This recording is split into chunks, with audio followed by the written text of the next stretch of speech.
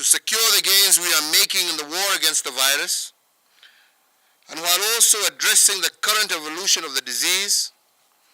and particularly to address measures in regard to the third wave of the pandemic, and also on the advice of the National Security Council, the Council of Governors, we today, in keeping with the recommendations of the National Emergency Response Committee on Coronavirus, issue the first coronavirus public order of 2021 as follows. Number one, cognizant that the propagation of the coronavirus within our borders has been fueled by political gatherings and large social gatherings, today I direct that all forms of political gathering be and are hereby prohibited for a period of 30 days, effective midnight on this 12th of March, 2021. That the escalation or de-escalation of the containment measures in regard to the prohibition of political gatherings and social gatherings, dependent on whether the national endeavor to break the chain of transmission will have been achieved. So if we do not achieve it, we shall extend it. Number three, to secure the implementation of the order on public gatherings and public ceremonies, I hereby further direct the National Government Administration officers, jointly with the National Police Service and county government enforcement officers, to strictly enforce this public order, regardless of the social status, political status of conveners of such political gatherings or social gatherings. 4,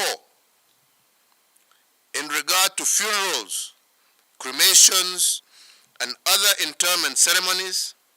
it is directed that these ceremonies shall be conducted strictly within 72 hours of confirmation of death. 4, it has further been ordered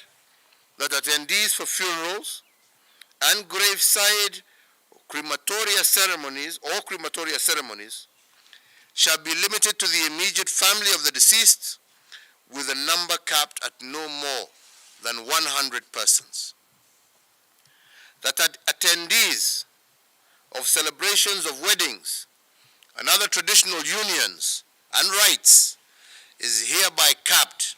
at 100 persons. 7, there shall continue to be strict maintenance and enforcement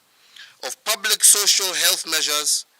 including regular washing of hands with soap and water,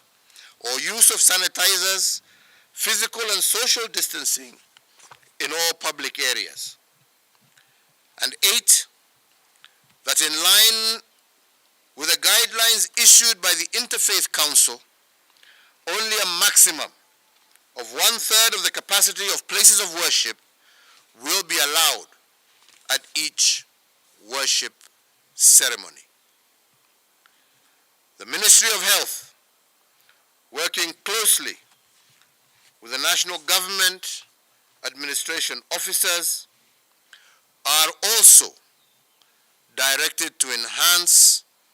and strictly enforce border health security,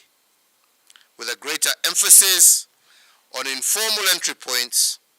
as the country remains at risk of the importation of new variants of the COVID-19. The Ministry of Health shall strengthen the existing COVID-19 genomic surveillance so as to monitor the circulating strains in the country for the purpose of informing policy decisions as well as public health interventions.